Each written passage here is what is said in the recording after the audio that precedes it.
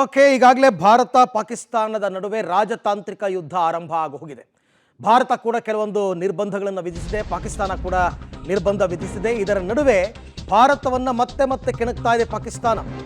ಭಾರತ ಪಾಕ್ ಗಡಿಯಲ್ಲಿ ಗುಂಡಿನ ಚಕಮಕಿ. LOCಯಲ್ಲಿ ಲೈನ್ ಆಫ್ ಕಂಟ್ರೋಲ್ ಗಡಿಯಲ್ಲಿ ಪಾಕಿಸ್ತಾನದಿಂದ ಪ್ರಚೋದಿತ ದಾಳಿಯಂತೆ. ಅಂದರೆ ನೀವು ಕೂಡ ಅಟ್ಯಾಕ್ ಮಾಡಿ ಅಂತ ಲೈಟಾಗಿ ಒಂದೆರಡು ಗುಂಡು ಹಾರಿಸಿರ್ತಾರೆ. ಭಾರತ ಕೂಡ ಪ್ರತ್ಯುತ್ತರವನ್ನು ಕೊಡ್ತಾ ಇದೆ. ಪಾಕ್ ಸೇನಾ ನೆಲಗಳಿಂದ ಭಾರತದ ಮೇಲೆ ದಾಳಿ ಆಗ್ತಾ ಇದೆ. ಸದ್ಯಕ್ಕಂತೂ ಯಾವುದೇ ಸಾವು ನೋವು ಸಂಭವಿಸಿಲ್ಲ. ಒಂದು ವೇಳೆ ಏನಾದರೂ ಆ ರೀತಿ ಆಯಿತು ಅಂದರೆ ರಿಮೆಂಬರ್, ಭಾರತ ಮುರ್ಕೊಂಡು ಬೀಳುತ್ತೆ. ಅದೇನು ಅವರೇ ಆಹ್ವಾನ ಕೊಡ್ತಾ ಇದ್ದಾರಾ ಇಲ್ವಾ ನನಗಂತೂ ಗೊತ್ತಾಗ್ತಾ ಇಲ್ಲ.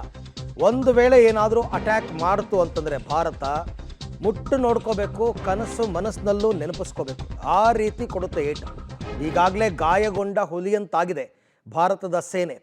ಇನ್ನೇನಾದರೂ ಒಂದು ಸಾರ್ತಿ ಆ ಸೇನೆಯನ್ನು ಕೆಣಕಿದ್ರೆ ಯಾರ ಪರ್ಮಿಷನ್ ಕೂಡ ಅಗತ್ಯ ಇಲ್ಲ, ಏಕಾಏಕಿ ಅಟ್ಯಾಕ್ ಮಾಡ್ತಾರೆ. ಯಾಕೆಂದರೆ ಈಗಾಗಲೇ ಸಾಕಷ್ಟು ಸಭೆಗಳನ್ನು ಮಾಡಿ ತೀರ್ಮಾನ ಕೈಗೊಂಡು ಎಲ್ಲ ಆಗಿದೆ. ಒಂದು ಸಾರ್ತಿ ಡೆಲ್ಲಿಯಿಂದ ಎಸ್ ಅಂತ ಗ್ರೀನ್ ಸಿಗ್ನಲ್ ಸಿಕ್ಬಿಟ್ರೆ ಒಬ್ಬೊಬ್ಬರನ್ನು ಹುಡುಕಿ ಹೊಡಿತಾರೆ. ಅದೇನು ಪ್ರಚೋದಿತ ದಾಳಿ ಅಂದರೆ ನಂಗೆ ಅರ್ಥ ಆಗ್ತಾ ಇಲ್ಲ. ಏನು ಪ್ರಚೋದನೆ ಕೊಡ್ತಾ ಇದ್ದಾರಾ ನೀವು ಅಟ್ಯಾಕ್ ಮಾಡಿ ಅಂತ? ಭಾರತ ಪಾಕ್ ಗಡಿಯಲ್ಲಿ ಈಗ ಮತ್ತೆ ಮೇಲಿಂದ ಮೇಲೆ ಪ್ರಚೋದಿತ ದಾಳಿ ನಡೀತಾ ಇದೆ ಅಂತ ಪಾಕಿಸ್ತಾನದ ಕಡೆಯಿಂದ, ಅದು ಕೂಡ ಪಾಕ್ ಸೇನಾ ನೆಲೆಯಿಂದ ಭಾರತದ ಮೇಲೆ ಮೇಲಿಂದ ಮೇಲೆ ದಾಳಿ ಆಗ್ತಾ ಇದೆ.